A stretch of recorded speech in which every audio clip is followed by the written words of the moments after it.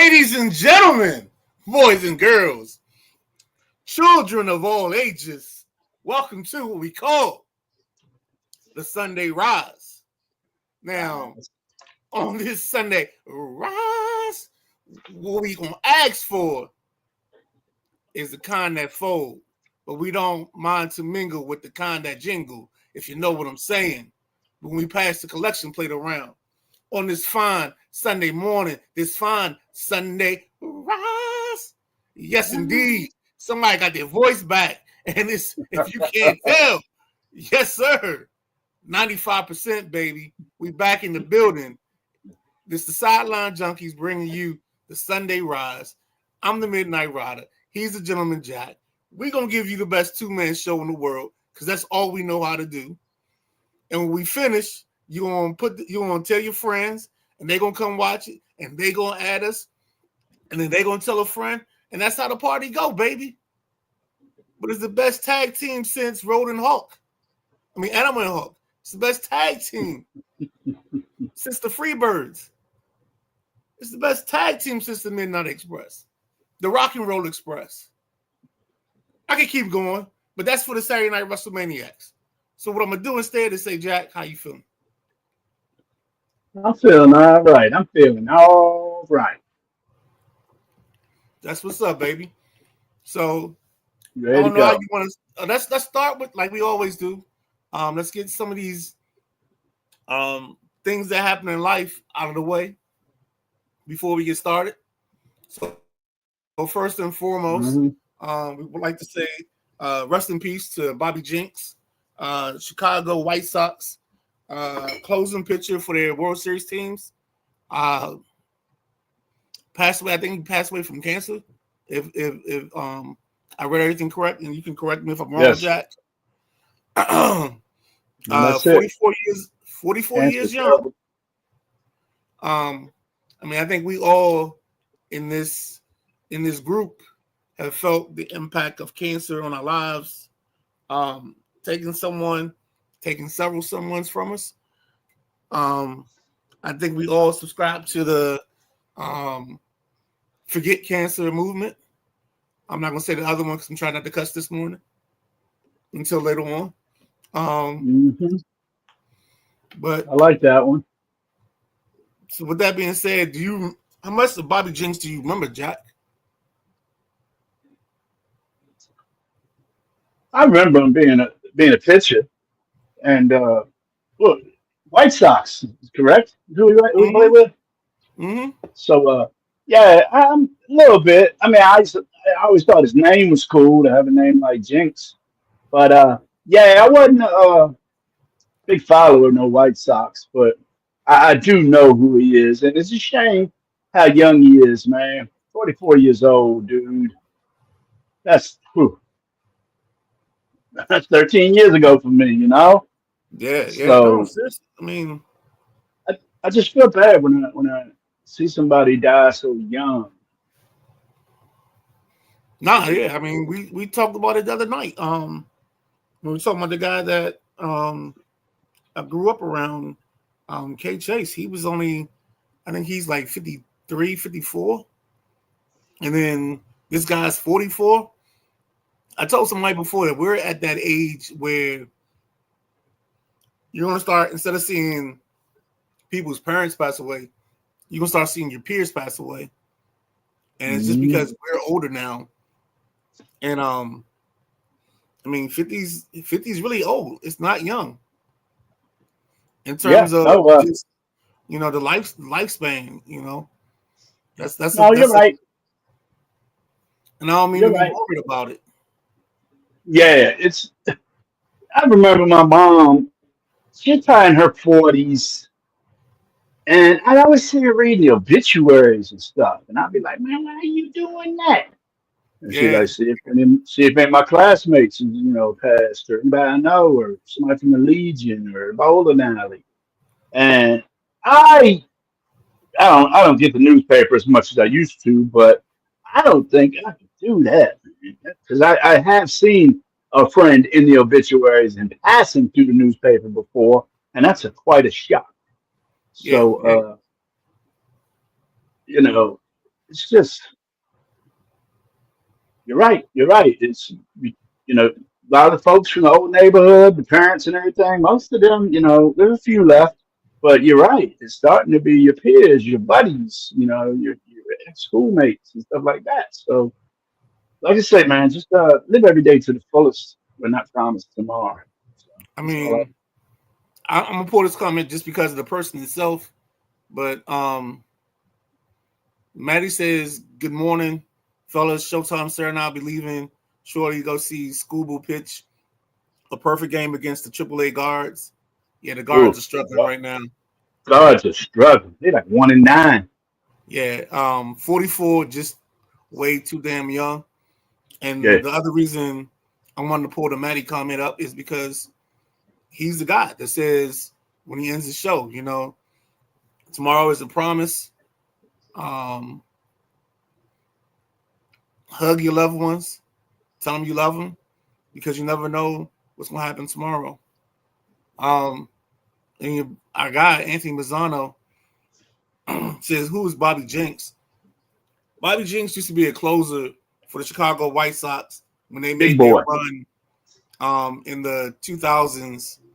Uh, I think he pitched on a team that was coached by Ozzie Guillen. That team won the World Series, actually. I think he should have a World Series ring in hmm his collection. hmm They was like Oh, '05, wasn't they? oh, Konerko, Paul Konerko. I knew I couldn't. There's a name on that team. I'm sorry. My bad, Jack. But Paul Okay. Konerko was drafted by the Uh-huh. Dodgers, and he got Mm-hmm. traded to the White Sox. Sox, yep. And I know he's part of that team.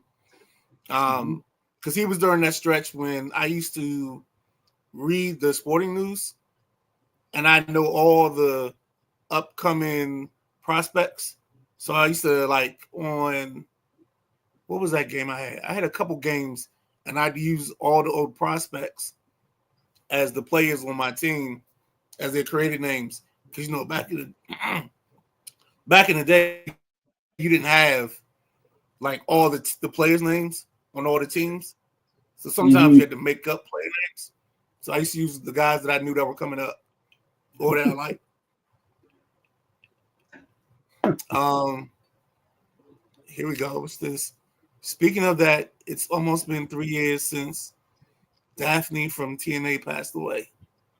Who the hell Wow. is that? Who I is don't that? remember That's her. Yeah, that's a wrestler. wrestling. Yeah. Oh, Yeah. was she That name passed? doesn't stick out to me, but um to close out this part of the show, let's also say rest in peace to Michael Madsen, a man that we've seen in probably over 300 movies and TV shows and sitcoms. I think his biggest roles were that I remember him from. I remember him in Donnie Brasco, Kill Bill, The Hateful Eight are the main ones I remember. There's probably tons hmm and tons of other movies he's been a part of, seeing that he's been a part of 300 Right. movies. So, um, if you have anything on him, Jack, what you got? I just remember him being the bruiser. Yep. Let's go get Johnny Knuckles and break some legs type dude. Yep. uh, What is that one that I can't watch? I haven't watched all the way through. Oh no. shoot! It's a Quentin Tarantino movie. It's Reservoir Dogs. Oh yeah. That's good. That's good. That's the classic now, and I still haven't seen it all the Hold way up. through. Reservoir Dogs. Pacino? No, Reservoir Dogs is it's early Tarantino. Quentin Not. It's not Tarantino. Al Pacino though. No, no Al Pacino. What was he in? Something like You that. thinking about Heat with him and Robert De Mm, Niro, and they had that classic scene in the diner where they finally get face to face, that's right. and they know they're going at each other. Yep. Yeah, I like me some mobster movies. I probably watched everyone out there.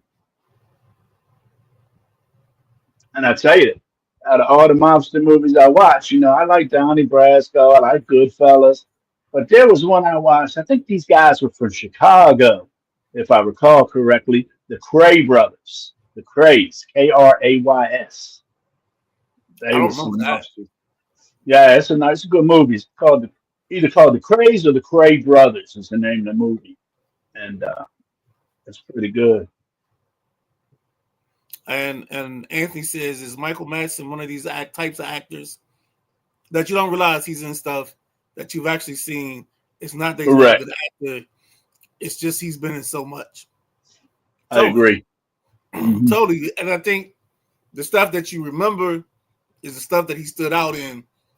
Oh, I thought it was with a K.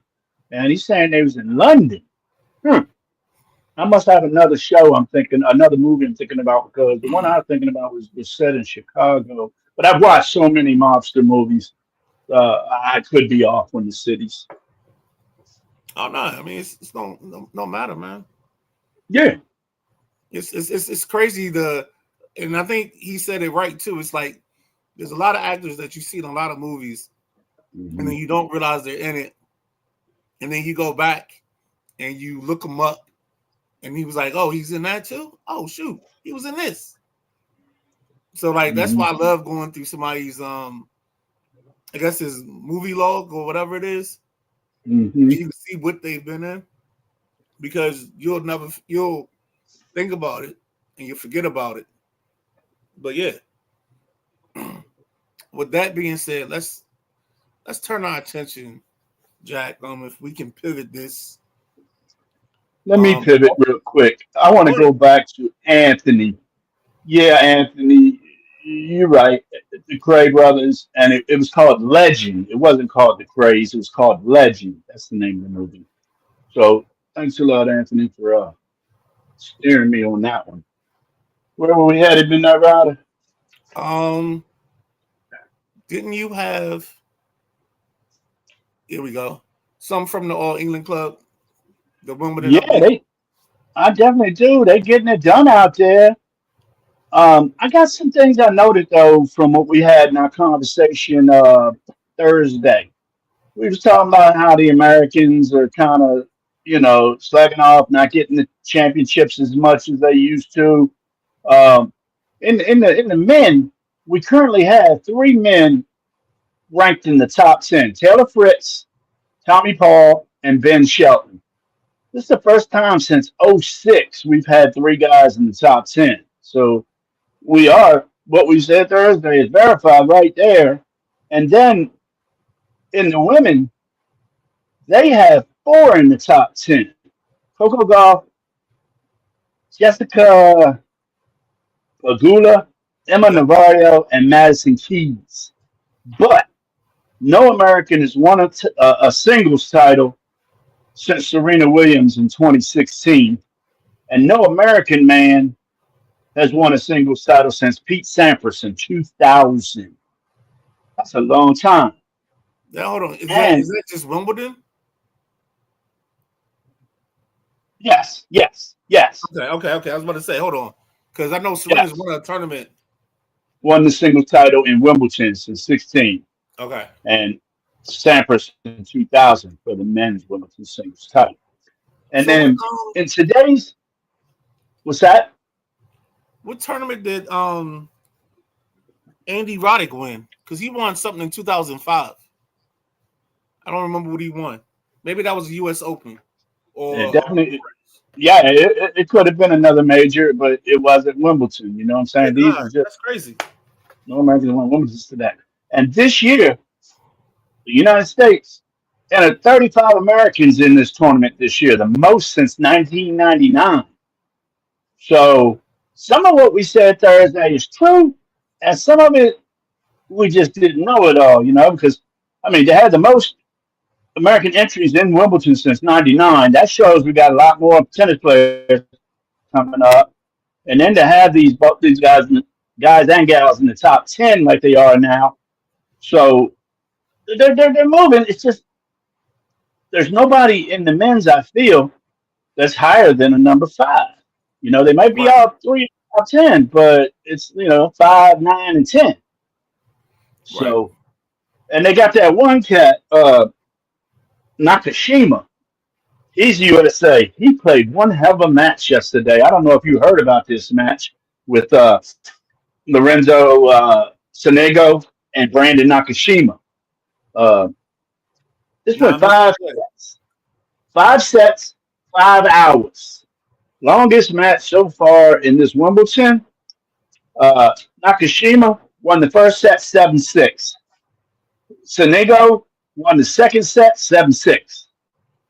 Sonego won the third set 7-6. Nakashima won the fourth set 6-3. And Sonego won the fifth set 7-6. Good Four God. 7-6 sets. That's amazing. That's like tennis at its best. And Nakashima had triple break points. He was just losing. He would lose advantages, you know?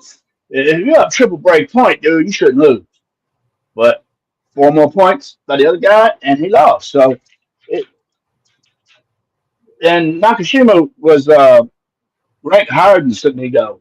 And Sonigo gets to go against Ben Shelton today, as a matter of fact. Ben Shelton beat Martin Martin Fucsovics 6-3, 7-6, 6-2. And then Novak Djokovic defeated Kekmanovic 6-3, 6-0.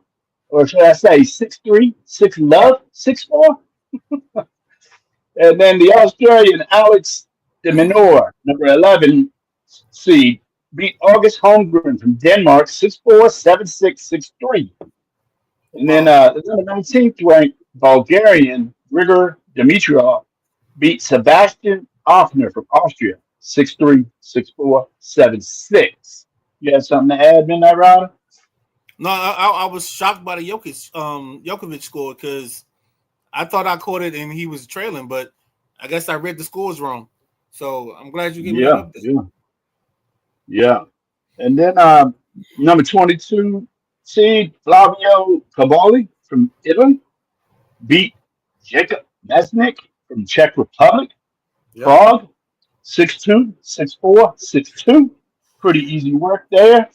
And then the Croatian that's been surprising some people, Marlon Cilic, defeated Jermaine Munar from Spain 6-3, 3-6, 6-2, 6-4. That was another nice match. So the men's side is all set up and they're ready to rumble. Today you got Fritz and Thompson. Uh, some of these names are something, boy. They got too many consonants in these names. You got Mr. Jari against Mr. Nori. That's playing right now. And Rublev and Alcaraz. I like Alcaraz to win all this, to tell you the truth. If Djokovic don't get, I like to see Djokovic Alcaraz finals, what I'd like to see. And then Djokovic and them play Monday. Cilic plays Monday.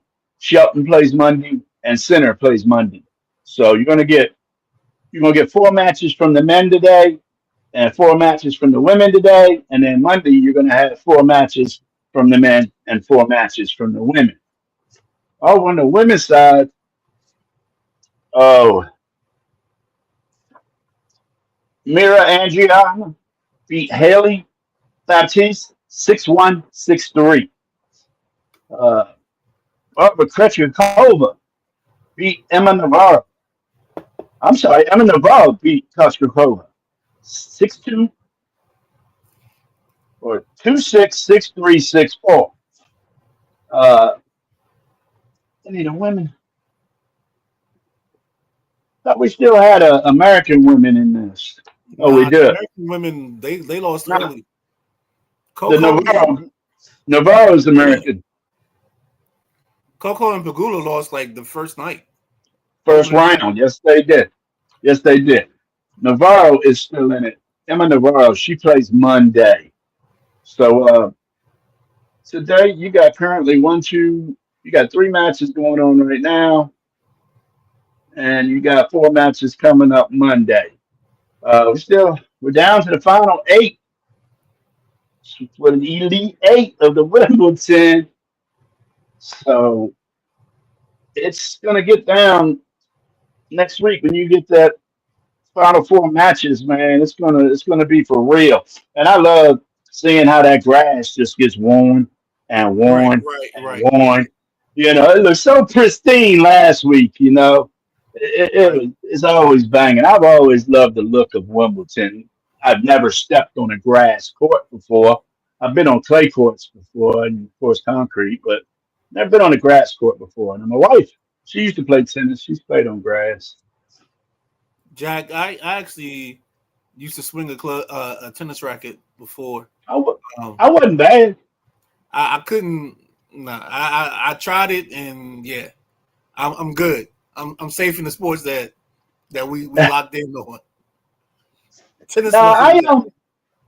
I used to goof around because, like I said, it was big in my family on Fourth of July at my uncle's house, and my cousins played because the tennis court was like right across the street from their house, right? And so I dabbled, messed around, but what I was the English guy. I'd shoot a drop shot or I'd put a slice on it. I was always putting junk on the ball because every time I hit it hard, tried to swing hard, I hit it out of the damn fence. Right, We used to say Kingman, like Dave Kingman. right. Nah. So I actually got into it. Um, I think Nintendo had a tennis game. Of course, that's kind of how I started it. And then one of our junkies viewers, Timothy Watkins, um, great friend of mine. He's actually like my big brother. He was big into tennis, so we'd go up to the tennis courts up at Fort Stanton and mess around, and that's when I knew tennis wasn't my sport. Like I found out early and often that I wasn't a tennis guy. Let's get these Mhm. comments real quick. This is a Yeah, quick question. Who do you guys think is going to replace Djokovic at the top once he retires, either dominating the U.S. Open, Australian, French, and Wimbledon? He says the guy I, I like is Carlos Alcaraz from Spain. I agree. Alcaraz or Sinner. Sinner, the current number one, or Alcaraz. I Well, agree. Yeah. I think Center they had one of the greatest finals in the French ever, and I can only imagine if they allowed that to play out a little bit differently, how that would have gone. Um, Also, shout out to our host Mondays at 7 p.m. of Pretenders and Contenders, Coach Devon Powell. hmm He says, "Morning, Hey, fellas. morning, coach. Morning, Um, coach. we're gonna talk later on about the Cam Whitmore deal. So, Coach, if you got something, let us know. We'll definitely post it or either just have you in so we can talk about it."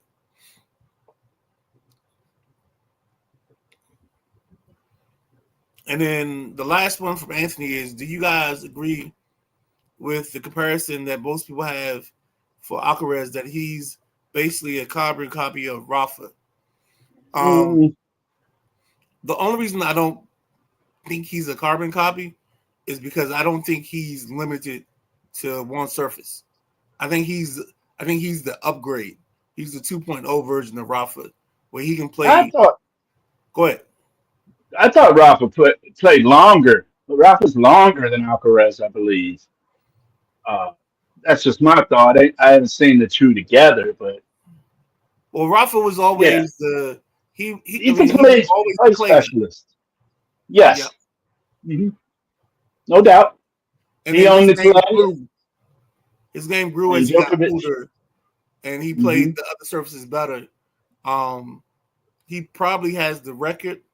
I'm gonna go out on a limb and say this now for most clay tournament wins in terms I of the do French think you're Open. correct. Hmm Um, but he also picked up in the other stuff. And Anthony, it's funny that you bring up Djokovic in your prior comment because I was a Djokovic fan before hmm he busted through the ceiling. So I got tired of watching him play, and it seemed like every time he got down, he would just fold. So he would get in these big matches, be down 2-1 and fold in the fourth or fold in the third. Mm-hmm. So I said, forget it. I'm done following this cat. And the second I said I'm done following this cat, the very next year he has like his breakout year and starts winning tournaments. So I don't know. Yeah, Djokovic and Nadal had some Oh, dog did fights. Had some dog fights, man. I And think it it's didn't matter. the Huh? French. Didn't they have is either French or Wimbledon where they had like this epic 5-set match? It's probably both. I tell you, I seen them in some dog fights, and I don't think there's been one 5-set match. They've had many. And Nadal, he was always one of my favorites. Once the Americans, Sampras and all them started fading out, but Djokovic, I mean, he's 6'80", man. He just rocket launches that ball, and the speeds these cats are hitting these balls at nowadays. I seen the other day one of them boys hit it 154-mile-an-hour. Man, that shit'll break your face if it hits you. So it's amazing how fast they're serving nowadays. Because I remember hitting it over 100, 105 was good back in the day. Shit, these boys 150 miles an hour, Midnight Rider. Yeah, I mean it's crazy how that goes. And I think Federer is another person that we can't have this conversation without Mm-hmm. mentioning when we're talking about these guys that dominated the last couple years. And I say that with giving credit to the man that brought it up. I don't know what it is. I preferred Roger over Nadal, Novak or Rafa.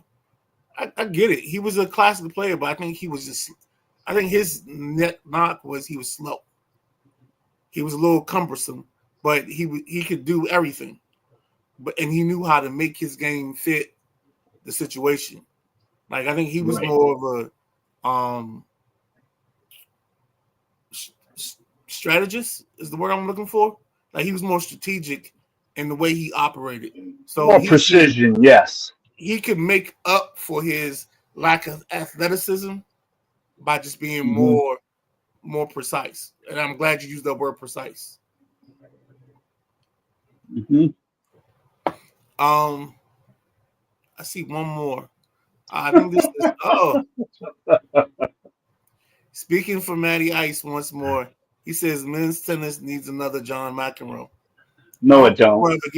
I don't think we're ever going to get a John McEnroe. They won't let it. They won't allow it. Right.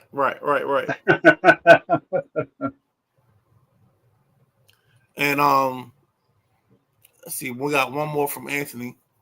Would all right, let's see. Would hurt Roger too. He was very robotic in terms of when he did interviews. He was Von Lindell. I don't know about the Von Lindell Linder. comparison. Von Linder, Jimmy Connors, they used to battle. Lindell was different because Lindell wasn't. I don't think Lindell was as precise as Federer.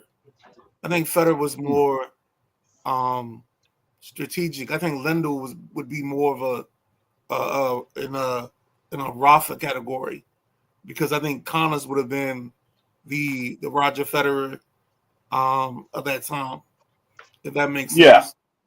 No, you're right. And uh, um, Federer, he would volley with you for a while until he saw that opening, and Right. then he would lace one down the line. He, as you say, strategic.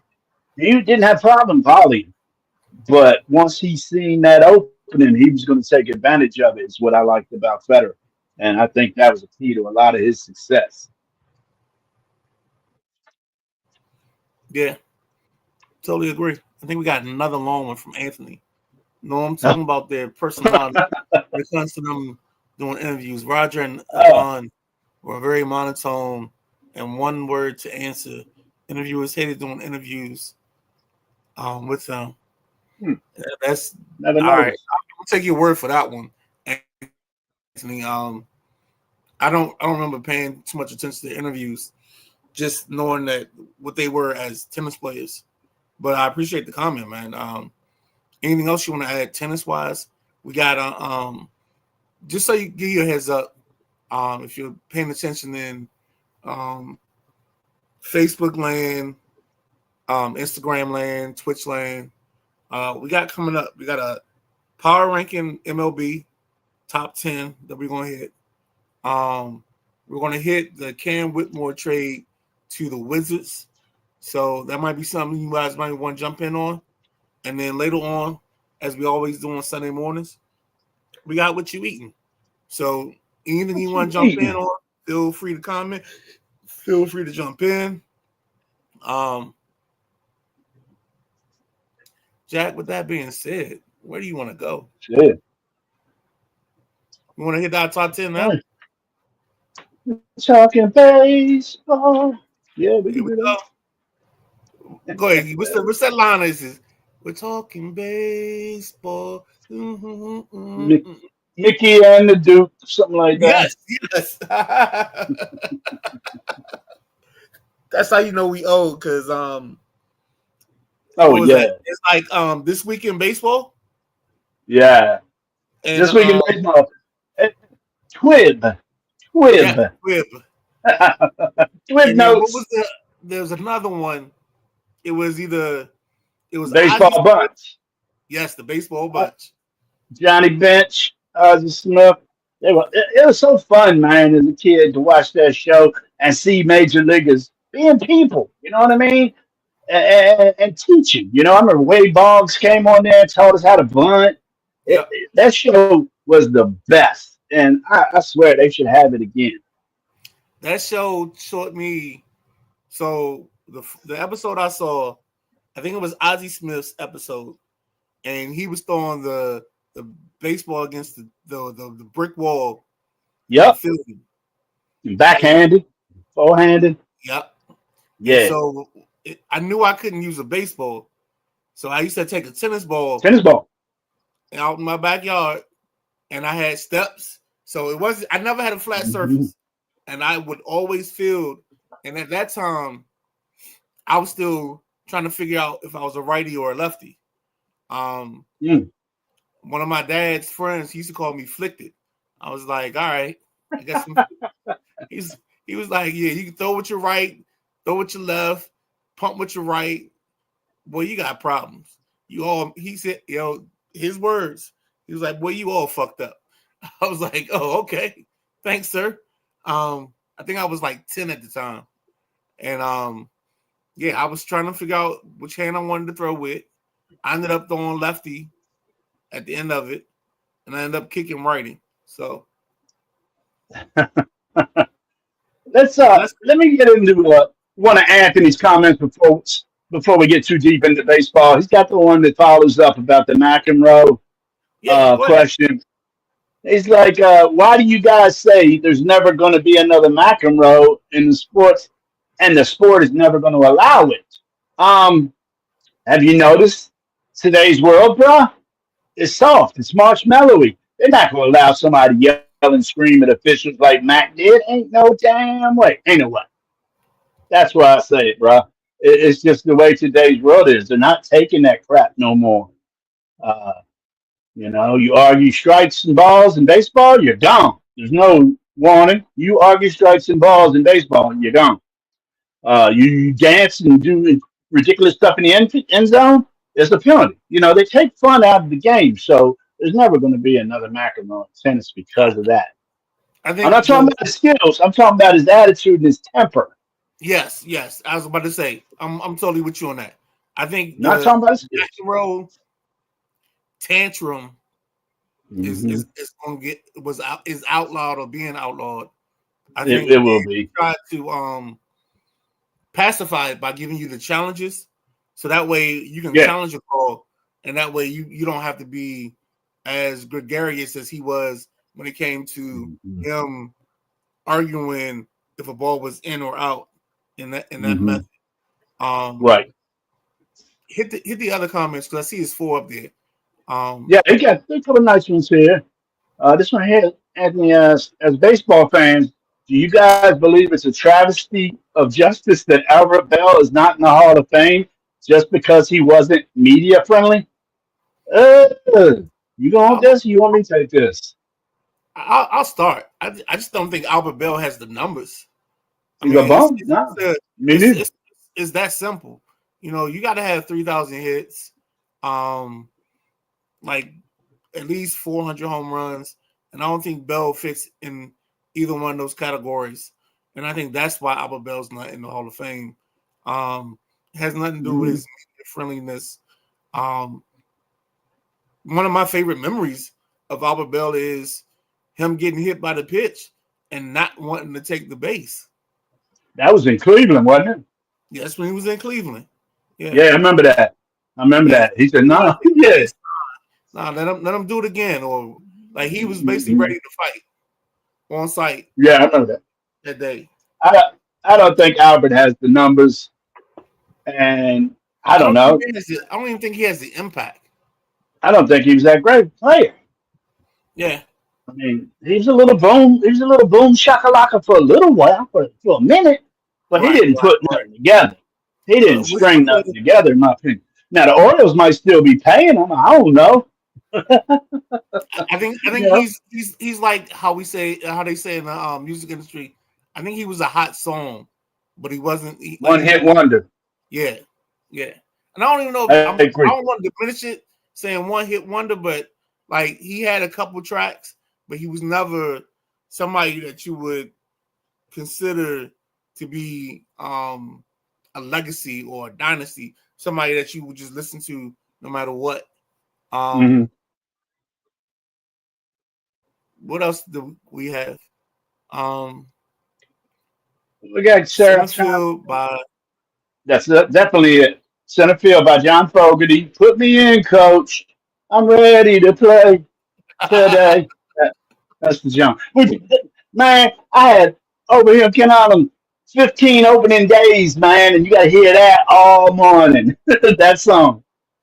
But yeah, and Anthony asked about it. These Ted Williams videotapes they used to sell. Yes, my father had all of them, and he would invite the team over for pizza night, and we'd go down to the basement and watch the Ted Williams tapes. Yes, yes, yes, Anthony, I did. My father was a huge Ted Williams fan, and then we got one coming from Showtime Sarah here from the Drive Time on Mondays. It's 5 p.m. That's what time Drive Time comes on. Check them out. Sarah says, from a Guards fan, Albert Bell is not a Hall of Fame. and So, of course that's Sarah speaking on behalf of Matty Ice, the host of mhm. Drive Time.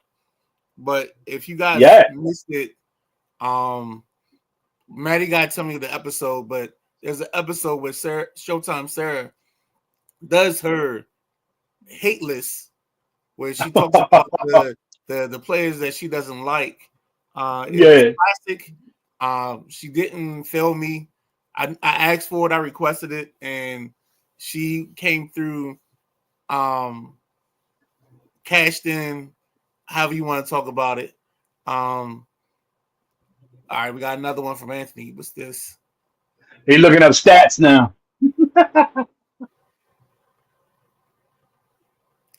The guy had the most home runs, the batting average, and the 10-year period. He's still just it's I mean, just you asked, go ahead. no. I'm with you. I just don't see Bell as a Hall of Famer. Yeah, you asked our opinion. You didn't ask us to look up the stats, Anthony. I mean, that's just my opinion, bro. Uh, I mean, even with the stats in place, um, I got to see him. I got to see him. I'm not looking at him. So, no, you but know, I've seen Albert when I watch. See, the thing for me is when I watch people I don't think play. he's ever hit more than 40 home runs. Now he might have had a 50, but You still, think so? it's it's one of those things where when I see a guy and I watch them play, I know. I mean, maybe it's the eye test. Maybe we old Thomas, and the eye test tells you everything. But I don't remember watching Albert Bell and thinking Hall of Famer. I thought he was a very good player, and maybe Anthony lives in the KG realm. and likes, the Hall are very good, but I don't think he was dominant enough.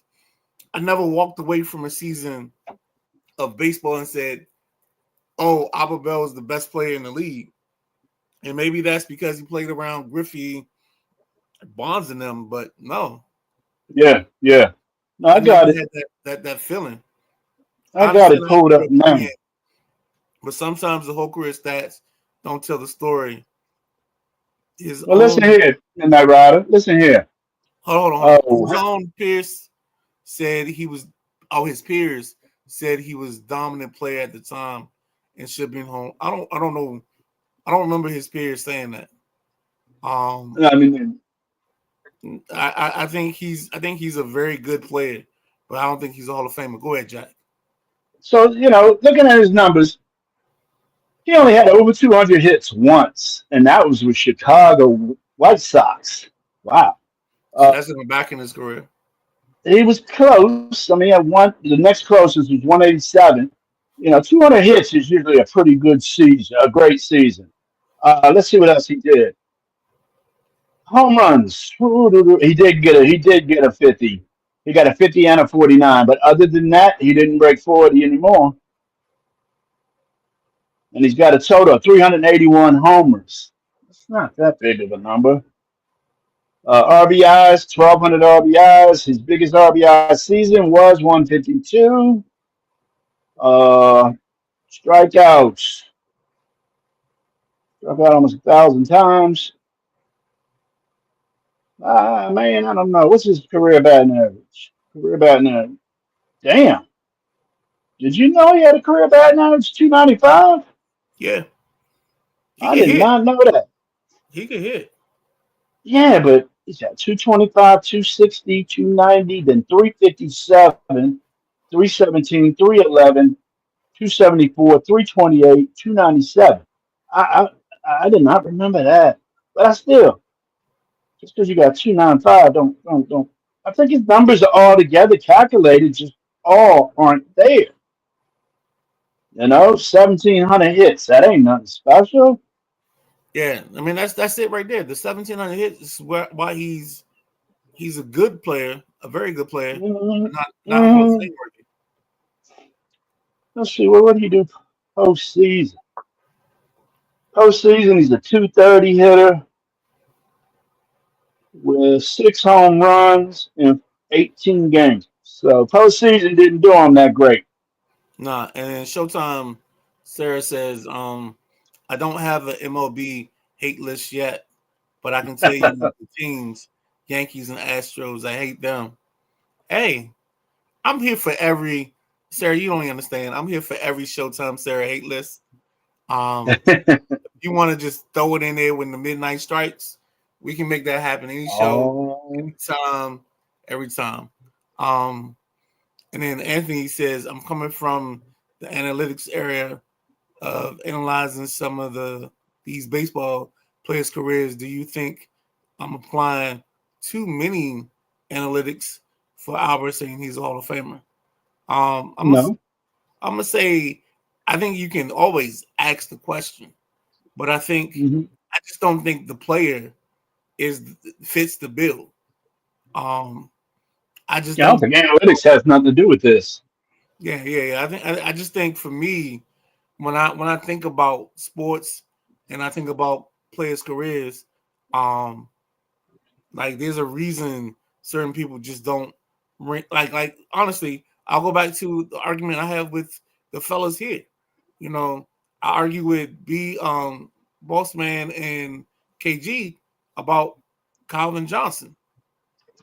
And I still don't understand how you don't see Calvin Johnson as a Hall of Famer when hmm teams literally went into a the New Orleans Saints created a punt formation coverage to try to cover this man. And you telling me he's not a Hall of Famer? This man went Megatron. mega exactly the name itself. Megatron. They call Megatron. him Megatron. They didn't call him Pete or Keith They ain't or call him Cupcake. yeah. He's an actual he's a Megatron. Decepticon, and they called him that, and that was his name. The Yeah, other I part love about Calvin it, Johnson. the other part about the Calvin Johnson thing is the Detroit Lions went 77 ball games without a 100-yard rusher. So that means he's the offense. The only weapon they had. And if Throw it you up and watch Calvin get it. his catches, I swear, every time I see a catalog of him or video of him catching balls, and they show him catching over triple coverage, double coverage, whatever it is, I I post it every time in the Sideline Junkies because I still can't believe these jokers don't think he's a Hall of Famer or he's worthy of it. Yeah, I'm with you on this because Calvin Johnson made some of the most amazing catches I ever seen. Could you imagine if he was in the last 10 years game, the way these receivers work on things? And You they know, Calvin Johnson wasn't working on one hand catches back 15, 20 years ago. You right, know, wasn't doing but back shoulders, shit like that. And now it's just so much more for the receiver to do and to work on. He would have been that much more dope. I'm a I don't think you have to work on one hand catches.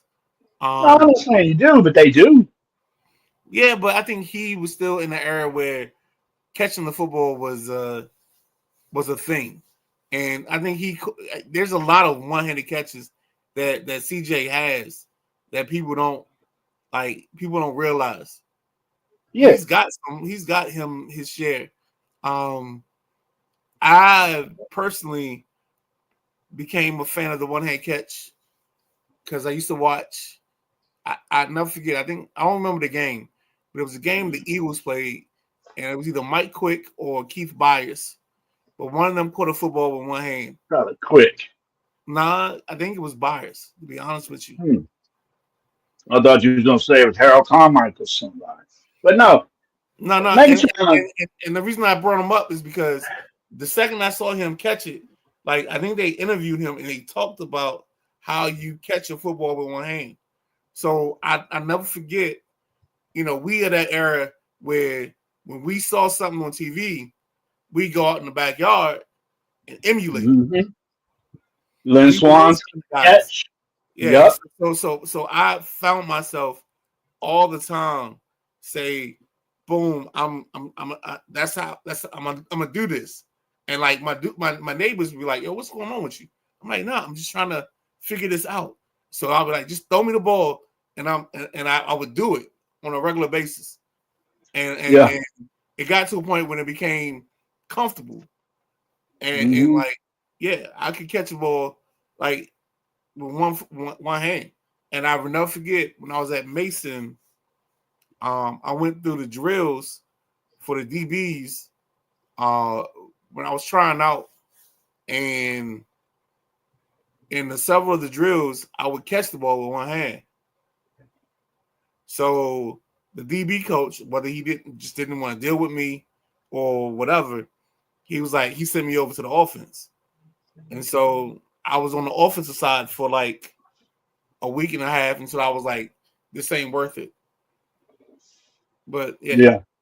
Well, with Megatron, man, it wasn't about him needing to make one hand catches and stuff because Megatron was the biggest machine on the field.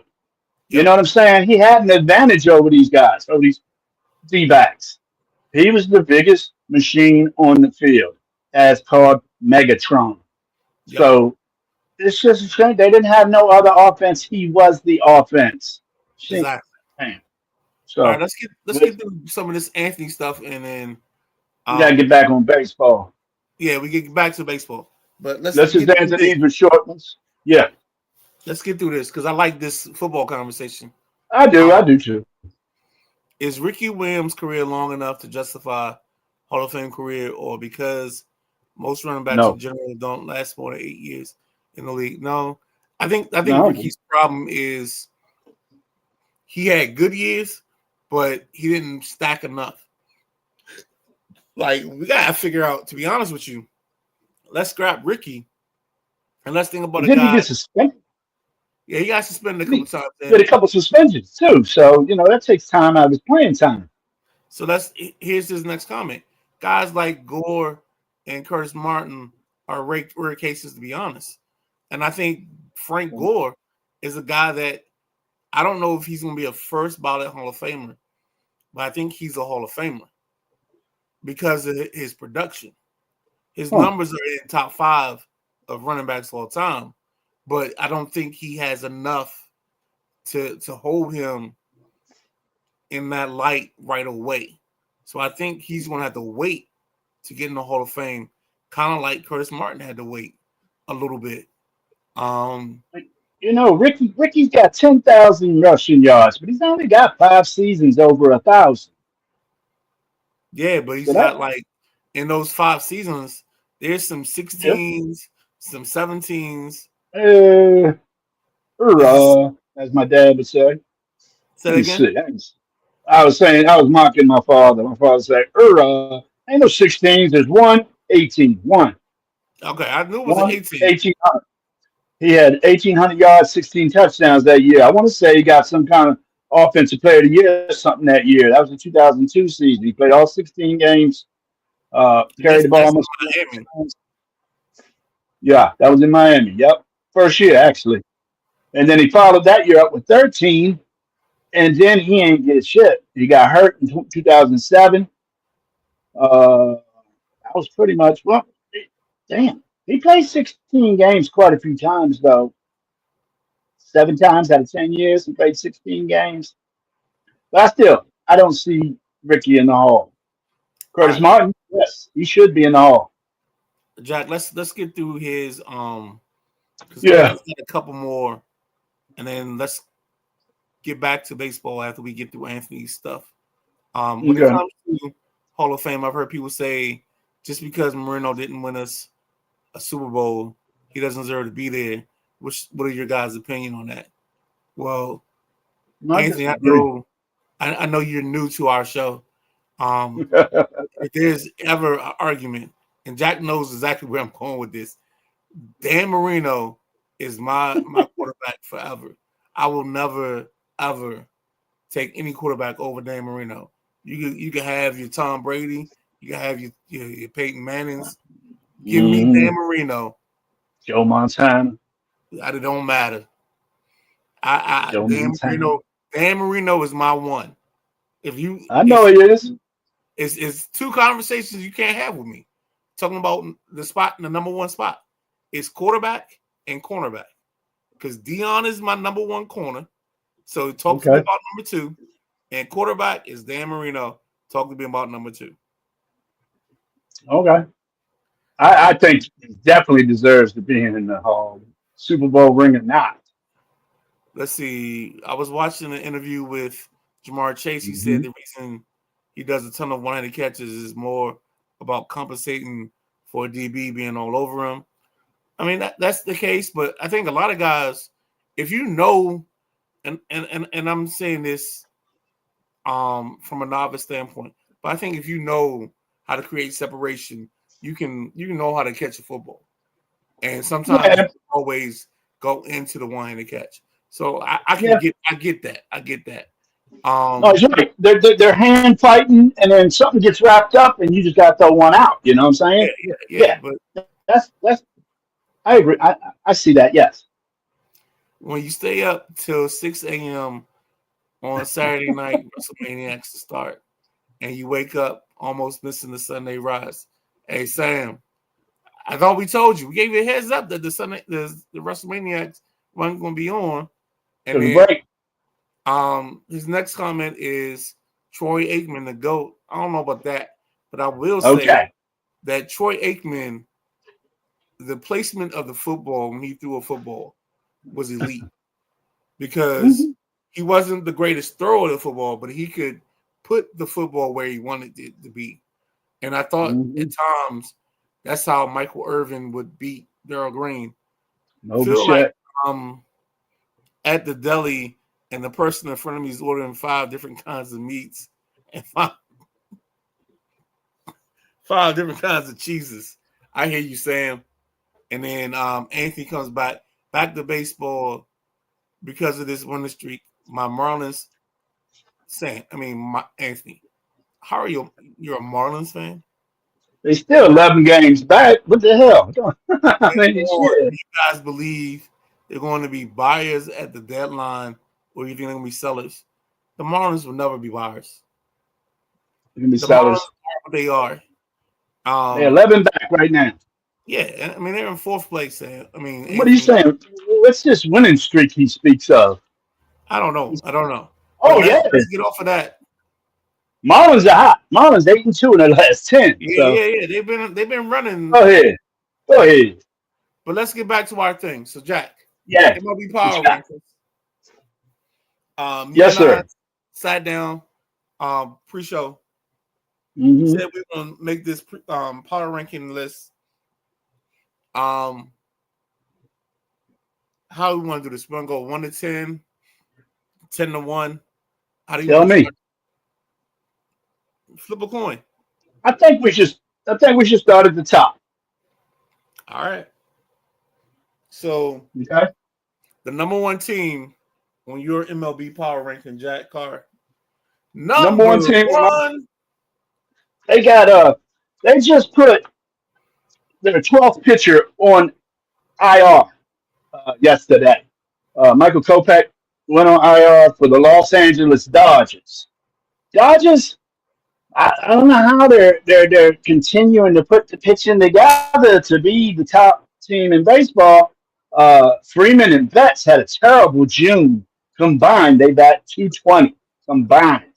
You know damn well them two boys combined at least a 295 on the regular. You know what I'm saying? So with Betts and Freeman down in batting average and 11 pitchers on the IR this year, it really shows how strong this Dodgers team is, man. So I have the Los Angeles Dodgers the number one team in my power rankings right now. Really? Yes, sir. I know who you got, Mr. Scooble. Who's my number one? Detroit. There you go, baby. I knew it. Detroit. Yo, you gotta Nope. go with the pitching. It's Nope. Scooble. It's their pitching alone makes them one Dodgers of lead. the They might ones have that good pitching, but the Dodgers lead in almost every offensive category. right. And what stops offensive categories? Pitching. What stops good pitching? Good hitting. I mean, the Dodgers lead the league in batting average 262. They lead the league in home runs with 134. They lead the league with RBIs with 465. They do not lead the league in hits. Yeah, four out So of who's four, so no, all right, four out of six categories. who's your number Who's two? no Detroit. Scooby, he had a hell of a game the other day. 13 Ks in 7 innings, man. I want to say struck out 8 of the first 9, if I recall. He Uh-huh. was just on fire the other night, and he's had 13 strikeouts in 2 of his past 3 games. So I got Detroit there. They are. I told you earlier they're going to be my Cleveland Guardians this year. Maybe I can get this one right because the Guardians never fell off last year. Right. But I don't know if Detroit can hold on to this, but we'll see. A I mean lot of baseball. I think you're crazy because Detroit has enough hitting, um, and their pitching is so dominant that they're gonna be around and Dodgers. they're gonna sit in this seat for the longest. So I guess your number two is Detroit. Yes, So I think you know my number two. My number two is the the Dodgers. Dodgers. I think that's But that's not the team you was talking about earlier in the show. We still got something going down around 5 or 6, don't we? I think we got. When I looked at it, Jack, it's at 8. We got a common team at 8. I think. So, Okay, we'll see. what's your number 3 team? Oh, number 3 team is one of the hottest teams in baseball right now. They hot as shit. They're 19-7 in their past 20 in June. I'm sorry, 19-7 in June is the Houston Astros. Uh, not an Astro fan. Like I say, I thought that scandal and cheating and all that World Series stuff. I kind of frown on that. So but they're playing some ball right now. 19-7 in June. That's a hell of a record for the month. So I think we're gonna do this the whole show because I think we're gonna be one off on everything. Um, I think I got two that you don't got on this whole list. I think my number three Mm-hmm. is the Chicago Cubs. I think the Cubbies. Cubs. I think Crow Armstrong. I think Dansby Swanson and Horner up the middle such Mm-hmm. a solid defense that um this team, like we always say, you play strong up the middle, and up the middle they're solid. I think with Crow Armstrong, I think with I like Crow Suzuki Armstrong. and all the other guys they have, I think Mm-hmm. this team is the team to beat. I think literally their lower half of their lineup is one of the better 7, 8, 9s in baseball. And Okay. because their 7, 8, 9 is solid and you can't skip anybody, it makes their 1, 2, 3 better. Because when the lineup flips, they're right there and they're in your face and they're ready to go the whole time. Mm-hmm. So let's go ahead to number 4. Mm-hmm. Number four for me is the Philadelphia Phillies. Not a Phillies fan either, but Zach Wheeler's been dealing over there. Zach Wheeler, his last five starts, 31 innings, he's got an 0.58 ERA. That's what he's had in five starts in June. That's amazing. And I just see Philadelphia doing what they're supposed to do, but what will they do if and when they get to playoffs? You know what I'm saying? Philly's been doing this shit for the past 5 years, but they ain't getting nothing accomplished. So is this the year Philly can get over the hump, or are they just going to be, you know, invited to the playoffs and have cupcake and leave? I'm not sure what Philly's going to do, but I got Philly 1, 2, 3 at number four. So my number 4 team is your number 3 team. I got Houston at number 4. I Oh like Cam yeah, what you Smith. got to say about Houston? I like Cam Smith. I like the youngins. They're starting the ball. Um, it seems like letting Kyle Tucker go to Chicago isn't a bad thing because they've been able to replace it and they've been able to fix their defense. So I like the Astros at 4. Okay, I like that. It's right This there. We this right is there you the know, same. this is starting to get funny to me. I'm sorry. Nah, it's So getting ready to mix up. I'm getting ready to mix you up. Watch, because this is probably the last one I'm gonna have that you had. At my number five, I got the Cubbies at five, as you had the Cubbies at four. uh-huh. Uh, Pitcher Matthew Boyd has been stroking, man. He's 8-3 now. Yep. Uh, you got Imanaga's getting ready to come back. He just did an assignment the other day down at Double A, and he looked pretty good. So he might be getting his start this week coming up. So that didn't do nothing but help the Cubbies. Uh, Imanaga's been out 7 weeks now, so they could use him on the bump. They definitely could. So Matthew Boyd's been holding it down though since he's been out. So props to him.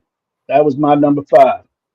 So my number 5 is the Philadelphia Phillies because I feel like Zach Wheeler and company are are right there.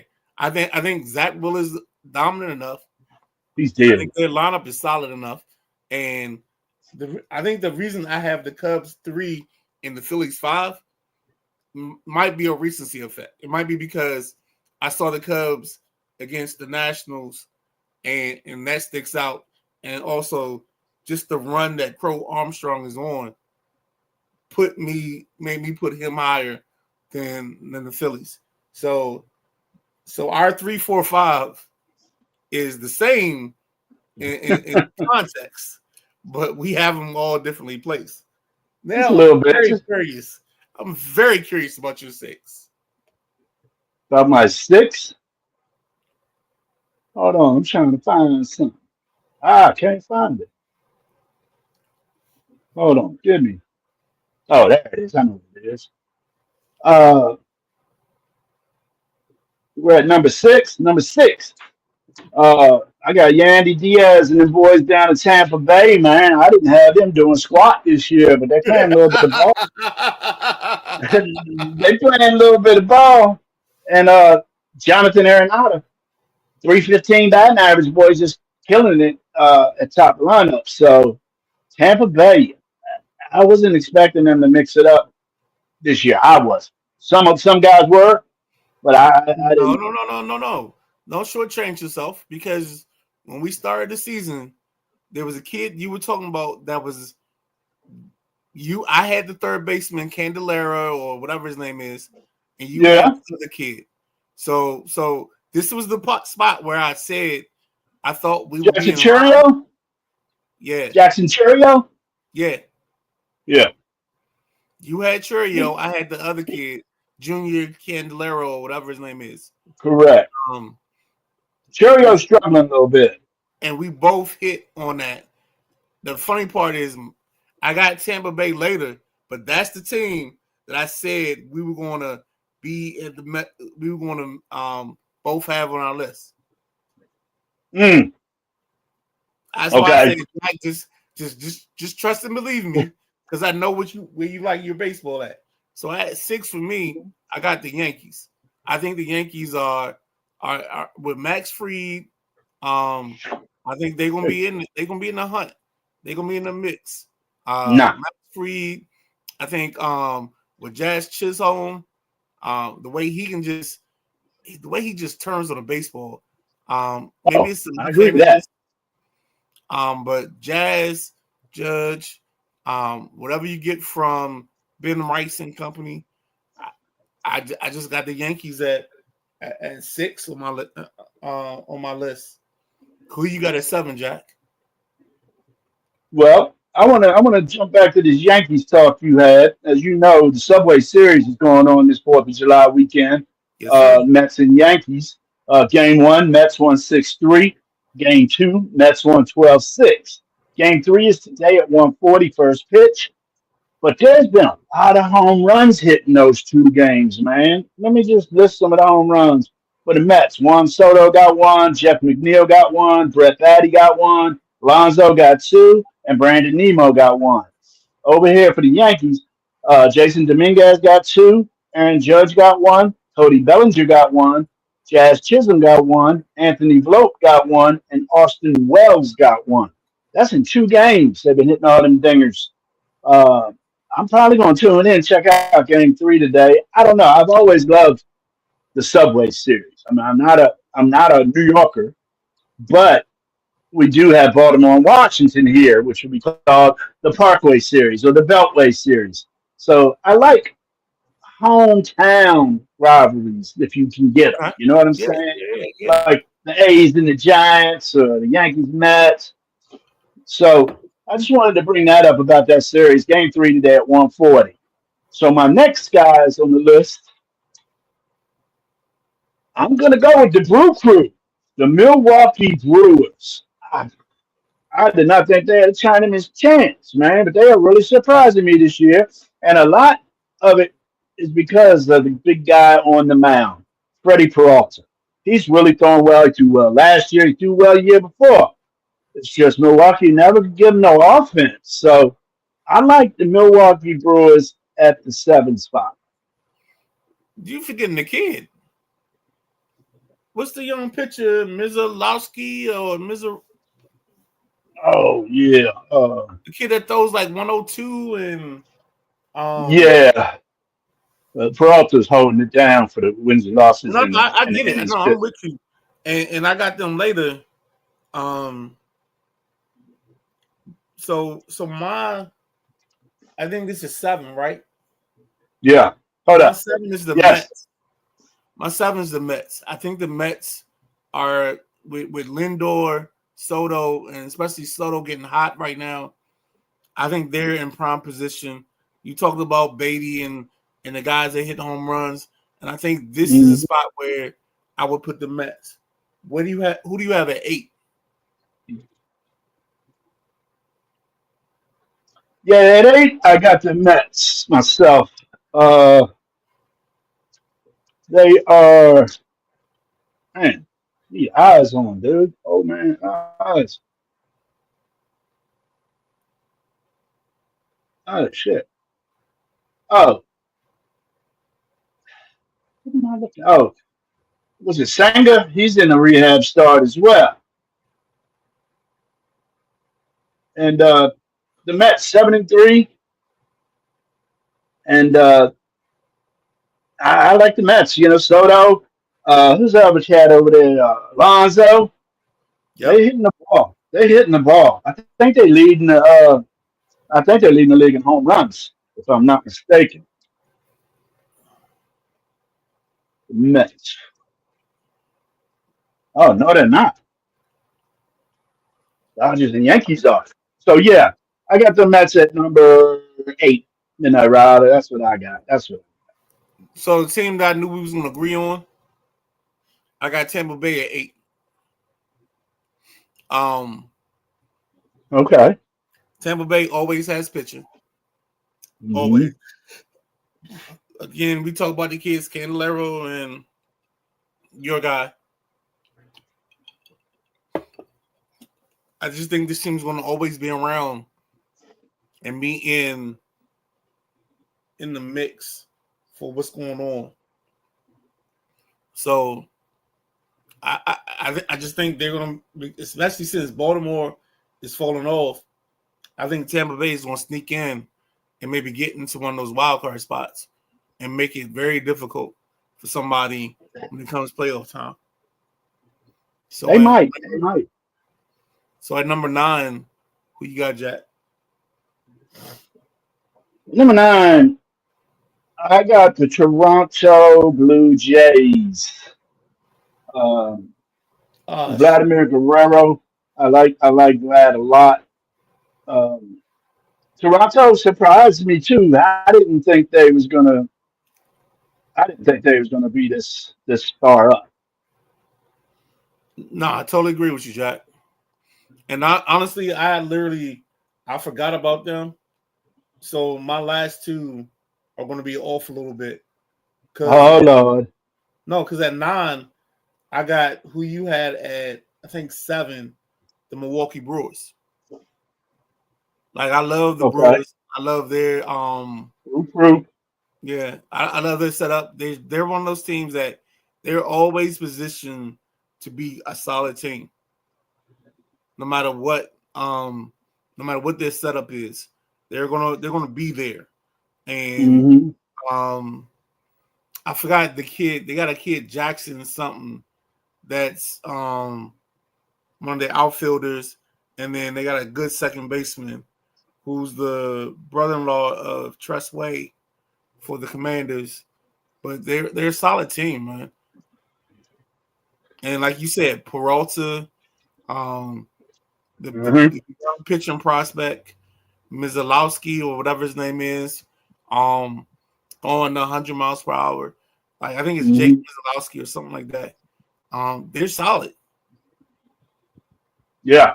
There's nothing. There's no holes in their portfolio. So I'm curious now because I know I messed up and forgot Toronto. So my 10 is gonna be off. But who's your number 10? Well, look. Let me also at Toronto, man. You got that boy Alejandro Kirk.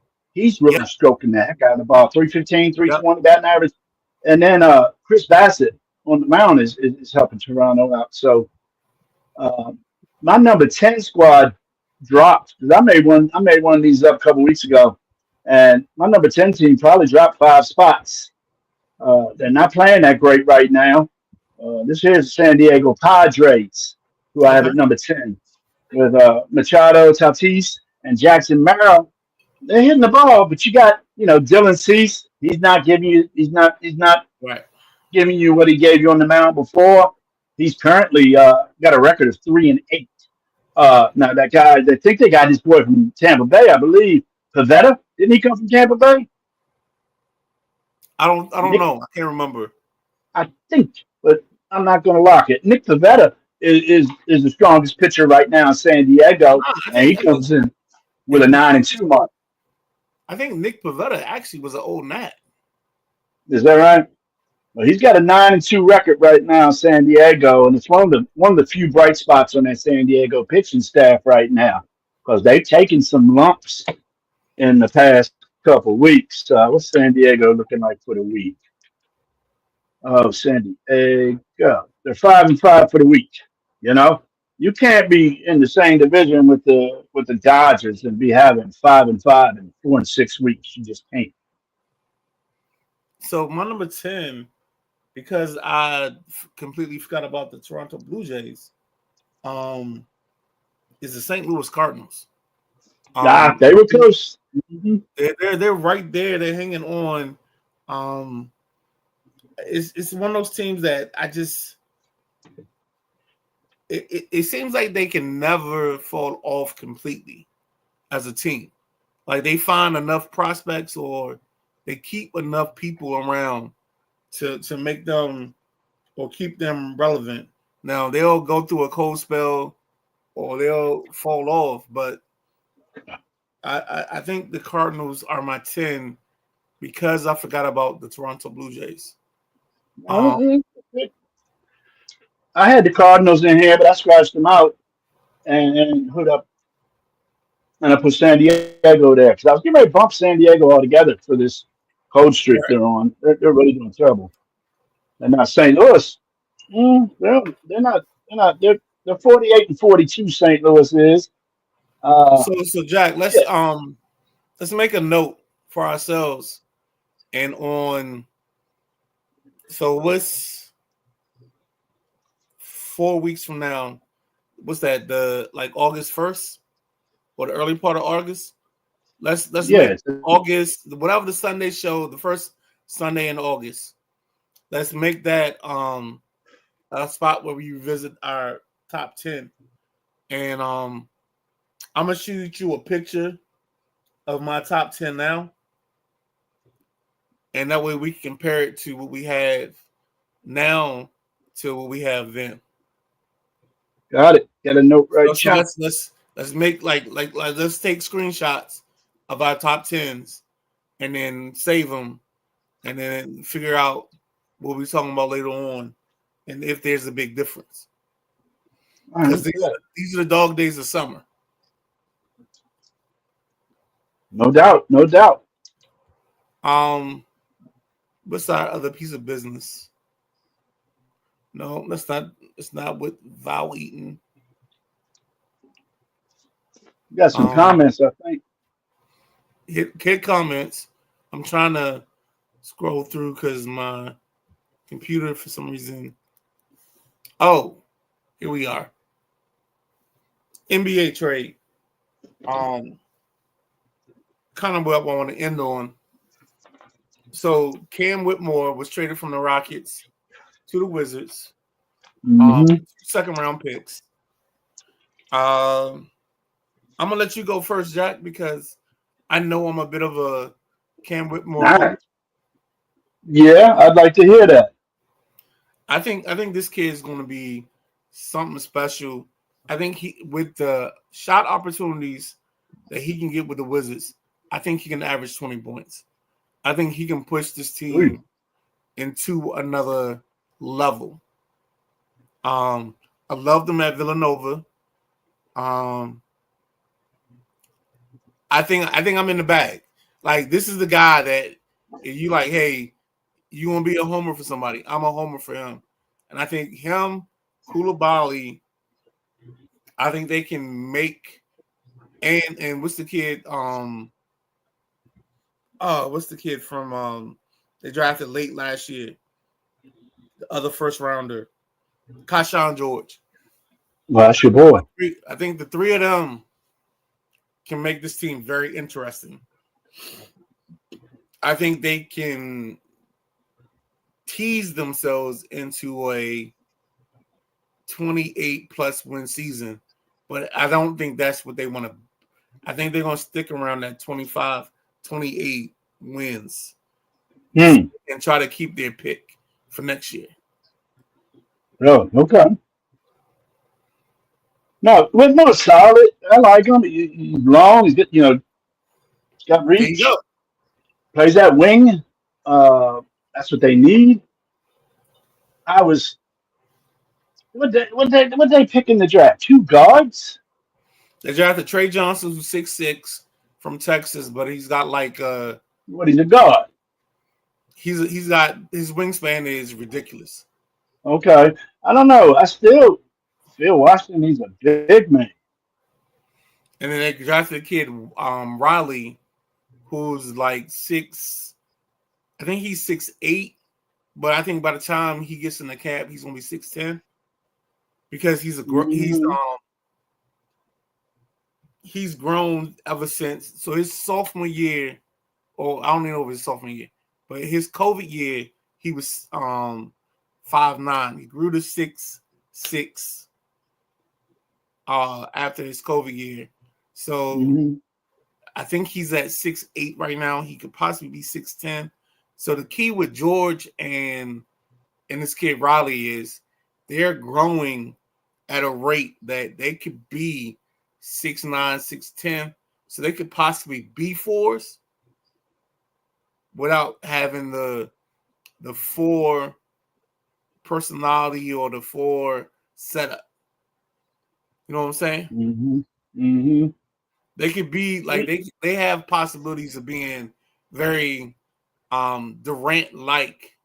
We're gonna say diet Durant because they may not be able to score at his level, but they are in that mesh where they can be those type of guys. And again, what people can't hold on to is the Wizards are just trying to get talent. They're just trying to get guys, and if they can get enough guys to make themselves solid, um, they can figure everything else out. I don't expect I don't expect Marcus Smart um and Middleton. um Middleton. what's the guy, not Brogdon, um Middleton. Middleton. I don't expect both of them to be on this roster in at the beginning of the year. Like It surprised me. I think one of them move. I think CJ McCollum stays until February, and then once February hits, they move him too, and they let A these kids contender. grow and get their scars, and they figure out what they're gonna be. Mm-hmm.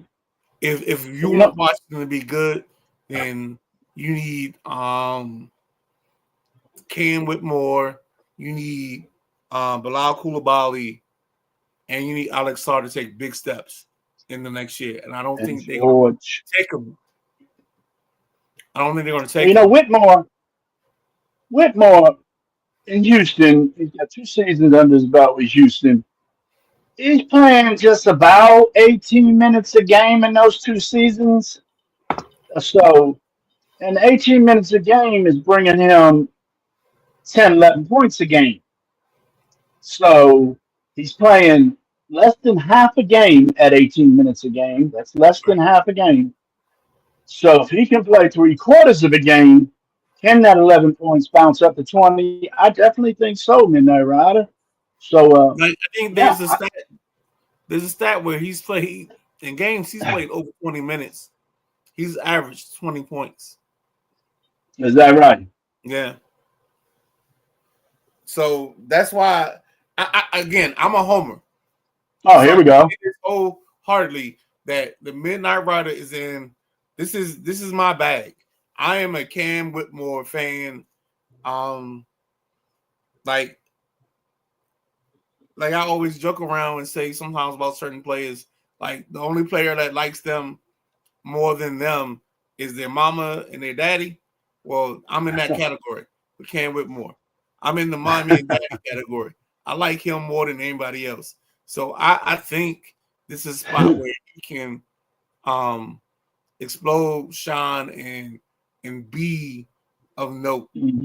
And if Hmm. that happens, you know how we argued last year, but I think this team can start finding their way. They're not going to be great, but they can start finding their way. And I think their games again, they'll be entertaining enough that you'll watch, and you won't feel like they're trash, but you Well, understand look that at they will lose because they're so young. Yeah. Well, look at this. You might remember this game. It was April 11th in LA versus the Lakers. Whitmore had 37 minutes and threw up 34 points.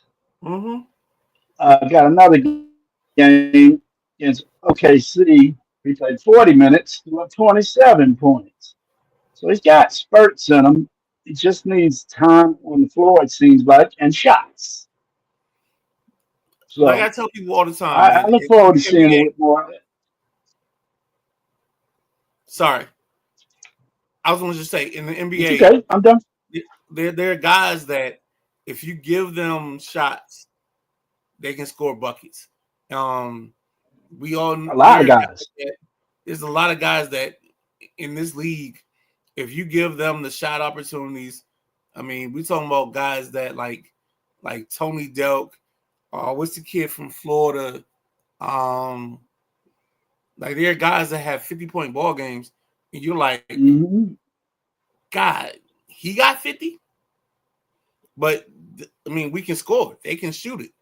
I always tell people all the time about the time that back at Mason when I was in the gym and I was guarding this cat Demetrius Somerville, and this dude was taking shots from like the logo and just draining them. Like it was just effortless. I had to guard the dude 94 feet. And we talking about a dude that's not even in the league.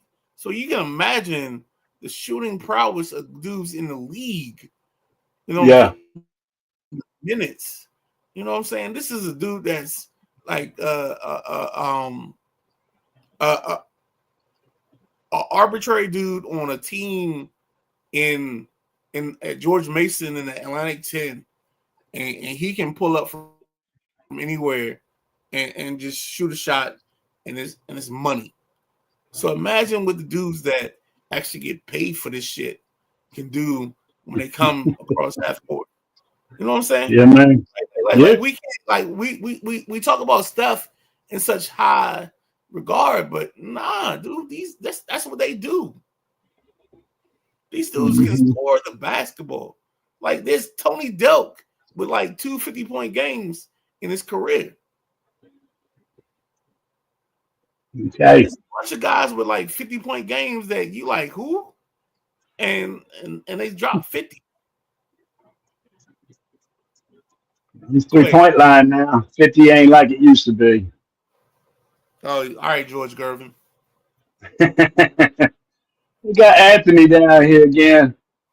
He says, it's funny how you guys make fun of us. We have more World Series champions than most teams that have been in the league longer. He is speaking of his Miami Marlins. Well, they got Well, the one. problem is Well, they got one championship. no, they got two. Do they got two? Yeah, they got two. It still Yeah. suck. The problem, their problem is they build a team up, they get a championship, and then they tear it Hmm. down, and then they get Yep. another team, and they build it up, and then they tear it down. So that's why the Marlins seem dysfunctional, but they aren't. They are one of the teams that what's his Hmm. name?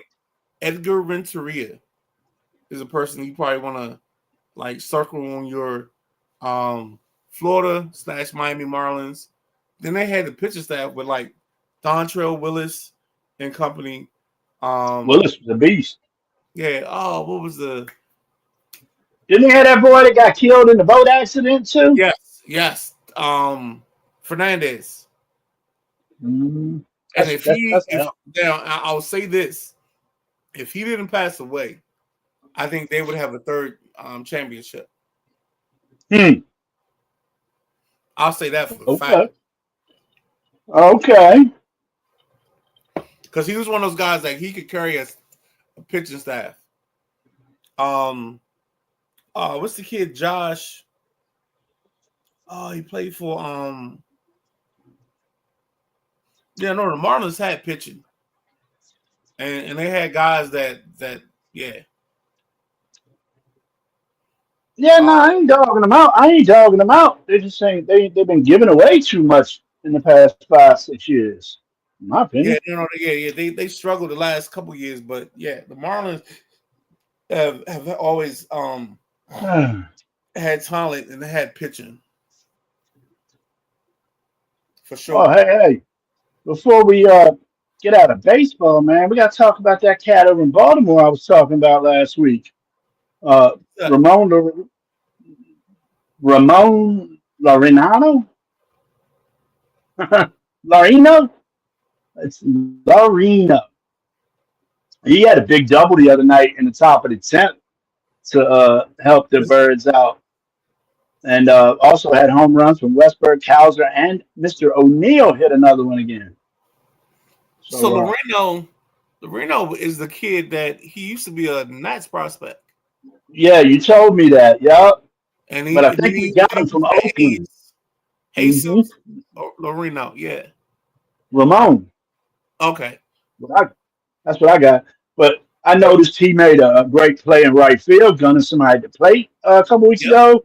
And Yep. then he had a big 2 RBI, 3 RBI game that helped the O's pick up another victory. And then just last night, like I say, top of the 10th, he strokes a double off the wall and puts the O's up for good.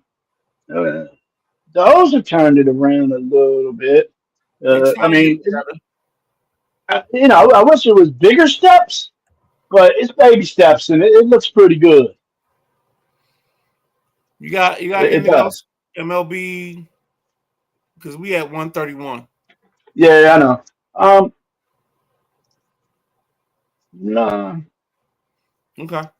So I let's just let's had I let's had get to the the I had the standings basically, but um, Toronto Blue Jays 51-38, Yep. up three on the New York Yankees, up three on Tampa Bay Rays, and then the Central Detroit 56-34. They up 12.5 on Minnesota in second place. Jesus Yep. Christ. Kansas City, and then Chicago White Sox pulling up the rear 25 games out before the All-Star break. That's pathetic. Then you go to the West. The Astros have been hot. They're on an 8-2 tear right Yep. now.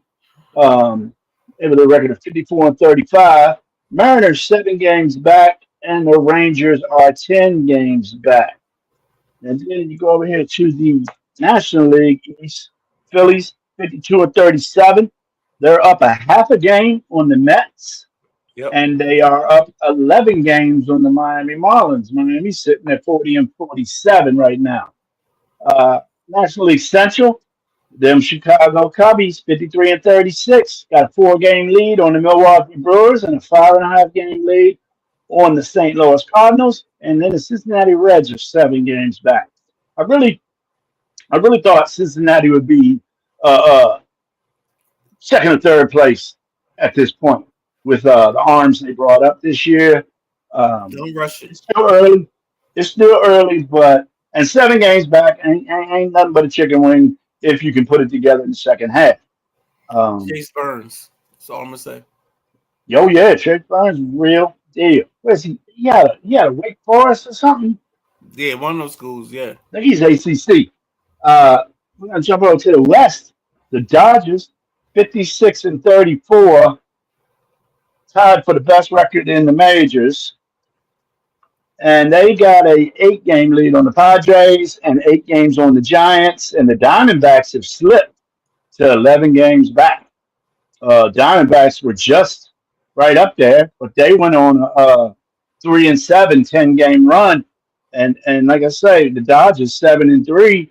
If you're not winning, the Dodgers are going to walk away from you. So that's how the standings are looking right now. And we got approximately 9 days to the All Star game, I think. Yeah. And did you see the Twins play at all this weekend? No. Man, the Twins, they had a walk-off homer on Friday by Harrison Bader. And then Saturday, they had a walk-off bunt. A walk-off bunt.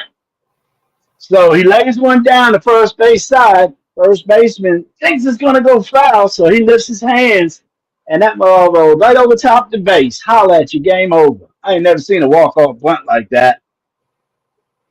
God, love it, baby. So yeah, just some things I've seen. Uh, the Toronto Blue Jays are one of the hottest teams in the league right now, 9-1 in their past 10. Yeah, that's the hottest team in the league. Blue Jays, Astros. So yeah, that's me. I, And I don't know. Aaron I Judge can't is speak. off, huh? I don't know if I can speak JoJo, but I Yeah. hope he parlay some Hope he defense. play. Hope he plays some defense. He didn't want to in Houston. Pouted, got mad, got called out. I hope Keith know what he's doing. Oh, I, he's talking about Whitmore. He's talking about Whitmore. Okay. yes, yes, yes. Okay. Okay. But That makes I sense. was coming back with Aaron Judge has kind of come back to normal. Remember, he was batting 406, Yeah. 409, shit like that. He down 361 now. I mean, it's still amazing that he is leading the league in average and home runs. Well, no, he's not leading in home runs. I'm sorry. Mr. Cal Rowley's leading in home runs. A catcher. A catcher. 32, right? 35. Judge has God. 32. Yeah, Otani's got 30. Suarez has 28. And Schwarber, Kyle Schwarber in Philly has 27. And then what we got here? So Sam R is already in the what you eating section of the show. Is he? Yeah, I'm gonna come back to that. That, So go ahead you and know, finish your thought. Aaron Judge has got 118 hits right now. That's pretty amazing. He's looking at possible 240 hits for the year. Uh, Yep. Jacob Wilson over in the Athletics, 109. Trey Turner, 108. Bobby Witt Jr., 104 hits, and Pena in Houston with 102. Stolen bases. Some I can't remember who it was, Midnight Rider, but somebody came on our show or hit it in the comments about stolen bases are up. Up where? And Ricky So so Henderson. so so so so so there's the infamous um what is it? There's a quote from Harold Reynolds. He wins the stolen base title, and he says he had like 60 stolen bases, and he gets a call from Ricky Henderson, and Ricky says Ricky would have had 120 by this point in time. So so Ricky would have never had 60 stolen bases. You should be ashamed of that. Blah blah blah. Mhm, Um, mhm. and their stolen bases as a aggregate is up, but I don't know if the leaders are where we think they would be at this point. Right, right. But it's only, 31. 31 stolen bases leads the majors now. I Yeah, mean, that's not yeah 60 is a big year for these guys. And 60 and 80 something, 100, 160 something games, right. that's not a lot. That's not a lot of stolen bases, man. But that's And I because mean, it goes we've 30. taken hitting the ball to all fields and out of the way, and we made home runs the elixir that is the thing that keeps this game going. Okay, I can see that. All right, And so then go ahead. uh, the pitching, we got 3 10 game winners right now. Valdez in Houston, Max Fried in New York, Yankees, and Scooble in Detroit. Carlos Rodon in New York, the Yankees has 9, and Robbie Ray in San Fran has 9. So see if we can get a couple 20 game winners this year. That'd be nice. ERA, Hunter Brown in Houston, 1.82. Paul Skeens in Pittsburgh, 2.03. Max Fried, New York Yankees, 2.13. Jacob DeGrom in Texas, 2.13. And Tariq Skubal in Detroit, 2.15. It's good to Uh, see the Grom back. it is. It is. That's why I said the name like that. Strikeout leaders, Garrett Crochet over in Boston, 144 Ks. Skubal, Detroit, 138. Zach Wheeler, as we talked about earlier, 136. Logan Webb in San Fran, 133. And Mackenzie Gore of Washington with 131. A lot of familiar names up there on the strikeout leaders. Um, I'll tell you who's missing that's usually up there is Max Scherzer. Scherzer's been struggling all year. I know, but I'm saying you usually see his name up in this. But the Quality good thing, starts. Good thing is, no, the good thing is Mackenzie Gore is up there, even though he's got like a 3-8 record. mm-hmm. Look how he's throwing some six shit. If he's got 130 strikeouts. Uh, Quality starts. I like this one here. 'Cause, you know, a lot of times people don't get the win in a great start. You know, if the team isn't putting up the offense. Logan Webb, 15 quality starts. Zach Wheeler, 13. Fried, 13. Uh, Framber Valdez in Houston, 13. And Spencer Swellenbach over in Atlanta with 13. Uh, you haven't heard of Atlanta pitcher up in a while. That's interesting. And you were talking about that boy Crow Armstrong the other day. I like him too for the Cubbies. He's an all around baseball player, in my opinion. I like him. Yep. And his And mom, yeah. that's just a little catch up on the standings and some of the stat leaders we got. Uh, as I said, All Star games about 9 days away. Yep. July 15th, they're going to be playing the All Star game. Where's it at? Midnight Rider? Ain't it Atlanta? Yep. It's in Atlanta. At the new stadium. Yeah, that's going to be sweet. Yep. That's going to be sweet.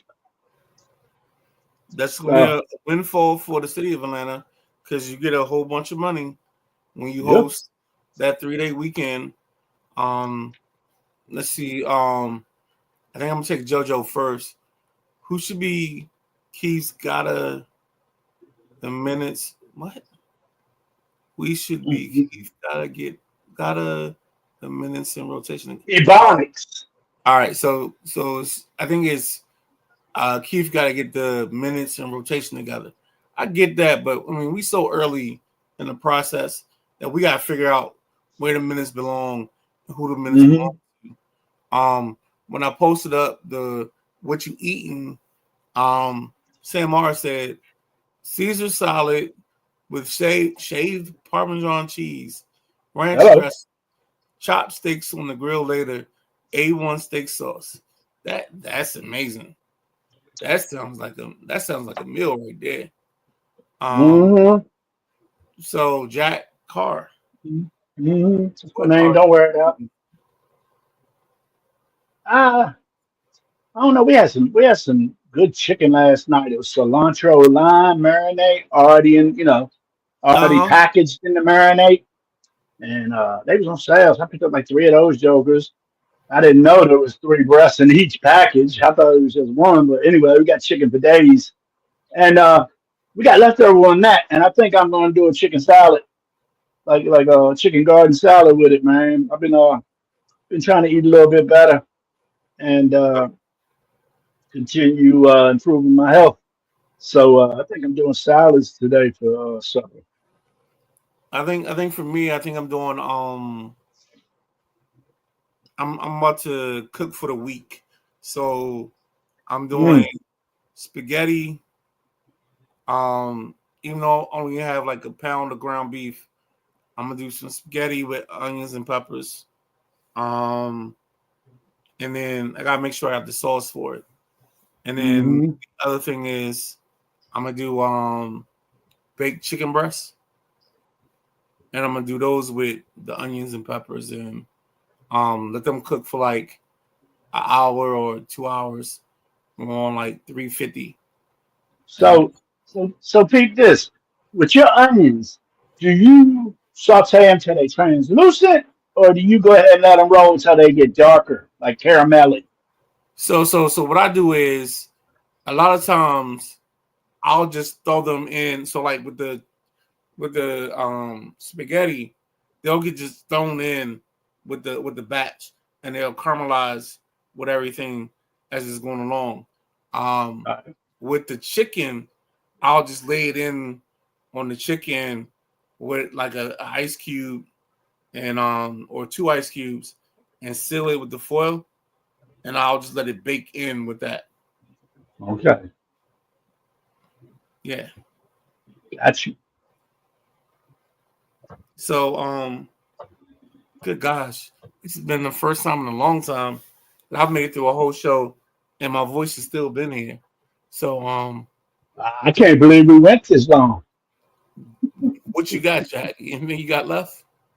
No, man. No, I'm good. All right. So for the Gentleman Jack car, I'm the Midnight Rider. It's Sunday, and we're about to get out of here. So if you don't remember, just remember what I told you. It's the best tag team in all the sport podcasts in the world. It's the Road Warriors. It's the Midnight Express. It's the Rock and Roll Express. It's whatever your favorite tag team is. This is who we are. It's the Midnight Rider, Mhm. Gentleman Jack Carr, and we are out of here. Have a good